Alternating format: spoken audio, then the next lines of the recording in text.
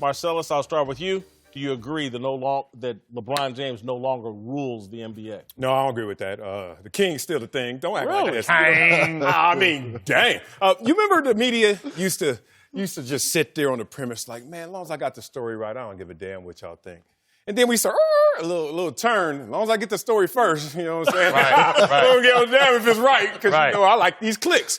I'm not accusing you of that, but you sure are early to a party that nobody gonna go to for at least a few more years. But respect. Hey, you get the first dibs on the drink. You wasn't at the party last night. Where was LeBron? I gotta admit, I was like, this whole weekend. I looked at the invite again. I was like, what's the address? I ain't getting my whip. I ain't getting my car. Here's the thing. We've seen so many guys try to do this, and we saw this in yesteryear's era with Kobe Bryant when everybody was like, I'm the next Jordan, and it was Kobe. And Kobe's like, everybody wants to be me. Harold Miner, Vince Carter. He's like, I'm the common denominator. LeBron will now be the common denominator through this era. And you're going to see everybody try to get him. Kawhi, respect.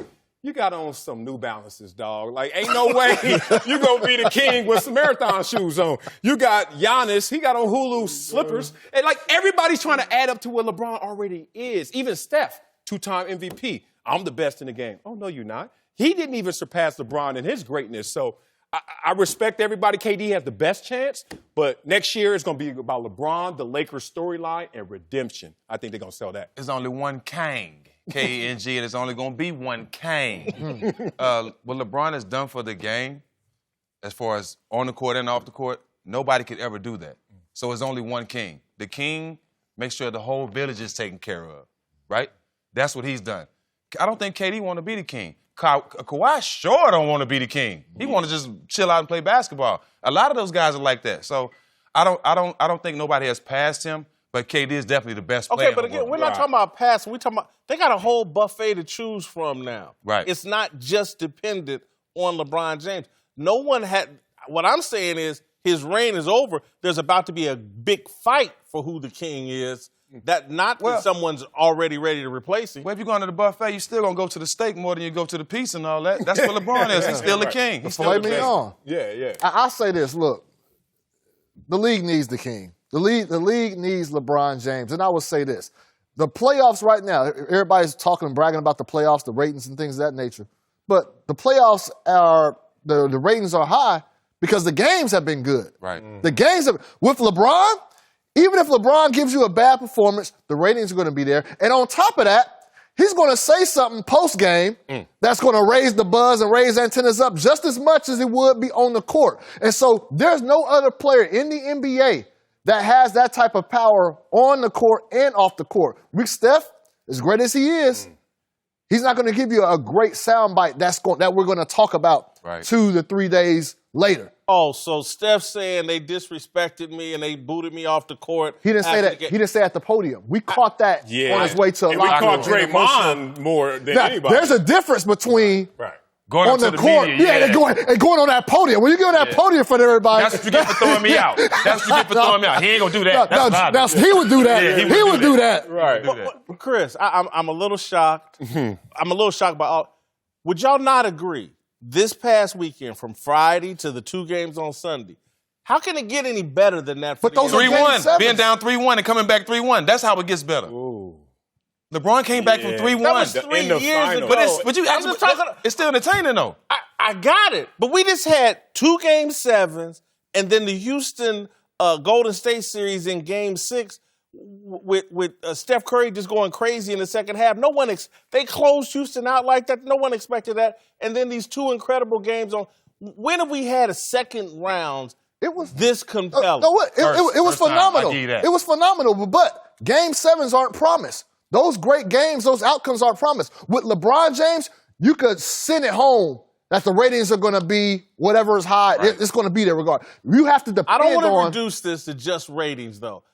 You can't tell me this group, this collection of guys, it's fascinating. You know what you've done, though? You reduced it based on your lesser expectations. You even walked into the playoffs saying, without LeBron, what's going to be captivating? We've had conversations, right? I didn't know. Right, but you lessened your expectations, and now they've surpassed that. But in an absolute sense, have they still matched up to what LeBron would bring to the table? Mm-hmm. We are not in that place. We are now in a reduced version of the NBA without the king. Also, keep this in mind. Also, Has there been a time or two, or maybe even more than that, when Lakers LeBron news has overshadowed the playoffs? A game, a real game going on. And we've never seen in the second round of playoffs, that was really the finals for the Western Conference and the East Conference. That's what we all viewed it as Milwaukee and Boston and Golden State and Houston being in the finals. I'm not so sure that's going to be the case. I get that.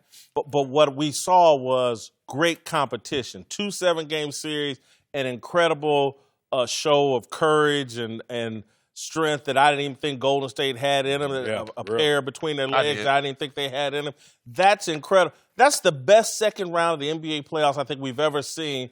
And when I look and start thinking about next year, I'm like, oh, my God, this is going to be very fascinating all across the league, even without LeBron. But we'll move on to who was more impressive. Yeah, we better move on. Get off my neck. Stay on my neck. We'll move on. Who was more impressive this weekend? Kawhi Leonard, C.J. McCollum, or Steph Curry? Whew.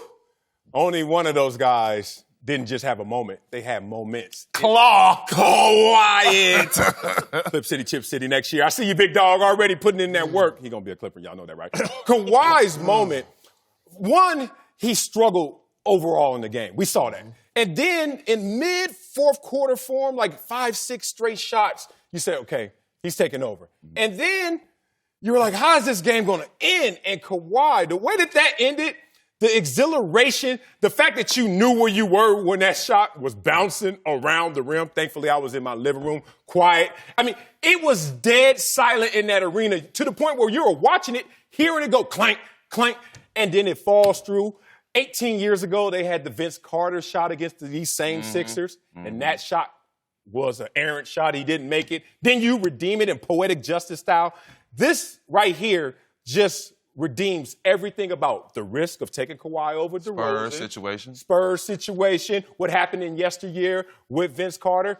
This is a defining moment for that franchise. I'm going Kawhi as well, high as possible, for the simple fact that I wish James would have went out. You say talking about Kawhi he didn't shoot that well. No. I wish James would have went out like that. Leave it all on the court. This is my team. They expect me to score. If I got to shoot 1,000,000 times for us to win, I'm going to go out that way and leave it all. James didn't go out that way. Kawhi did.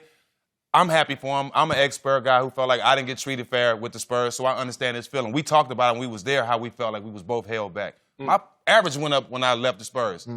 This is what he can do. He always had the attitude of being one of the best players in the league, being a dominant player, being Jordan-esque, being Kobe-esque. He has a lot of those skills in this game. But for the most part, I'm glad he was able to hit the shot because it shows that the kid is really great, and it kind of lets off everything that he's been going through the last 2 years. I'm happy for him, man. Hell yeah.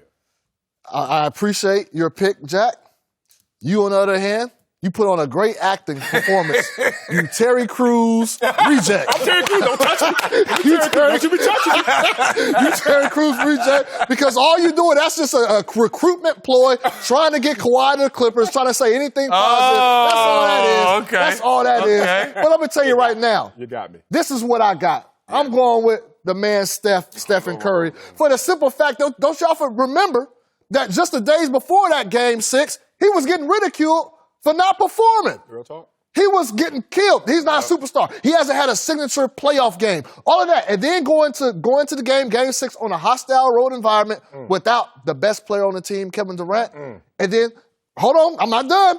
0 points in the first half. That counts. It's still, the ridicule is still coming. Chris, I know Steven Jackson was cussing him out from his living room home. So, I was in first class. You was in first class? Okay. Of course you are. Of course you are, Steve. Of course you are. I wouldn't expect anything less. And then come out in 33 points in the second half and lead the team to a signature win. Yes. He told me that was he said that was the best 18 minutes of his career. Really? In that second half. He told me. I'm going to back Chris up and go with There Steph you go. as well. There you go. And really, I don't think there's any other real options. And Kawhi and C.J. McCollum, both awesome. Balling. But the dude went from, if he doesn't have that game, we remember the missed dunk and the missed layup. Yep. And he's the little suburban dude that's got a nice little game, but when the going gets tough, he don't really get going. To come 33 in the second half, I know that feeling. That's I had 32 in one half before. I know that. and again, when we think about the legacy of this weekend, because it was an incredible weekend of NBA, he just, so many things just happened when he did that in terms of, does KD really have to get up out of Golden State now because it really still is Steph's team after this? When I start thinking about the impact of what he did and the exclamation point he put on his own career, because you know, he can do some other silly things moving forward, but you can never question him as a dog in this league, as a champion in this league. You can never question it again. I got to go with Steph Curry. Pushback time. He's a trendsetter like AI. Yeah. Okay, pushback time on Steph. Here we go. One, you should tear the card in half because they only played half the damn game, right? Be real. Second of all, if we hooked y'all up to an EKG, and then at the end of that game, it tried to measure your heart rate and your rhythm, with Steph when that game ended versus when Kawhi and that game ended. Do not act like they're on the same level. Steph's, when it happened, you were like, amazing. How many points did he have? 33. Like, everybody's having this conversation about amazing. When Kawhi's hit, you didn't even have to know English. You didn't even have to know language. You just was like, I felt it. It just jumped out the TV right into you like, that was amazing. Steph didn't have that for me. It was a collection. Wasn't it like 16 points in the final 4 minutes? It's amazing to get 33 in the quarter with a fractured finger on your left hand. Yeah. That's hard. That's hard. That's hard. That's hard, but that's a lot of story, too. That's a lot of story. We got to talk our way to it. Well, Kawhi just like, did that ball just sit on the rim? First one ever. First one ever. And then, boom, and they both had, that was a game winner. That wasn't like, oh, we won the game. That was a game winner, completely different. You realize the more success Kawhi has in Toronto, the likelihood that he might end up staying there. No, that's right? wrong. That's Kyrie Irving proved that ain't right. Once you get a ring, you do what the hell you want to do. If he gets this ring, I'm hoping they get a ring. Anything to get him here. Yeah,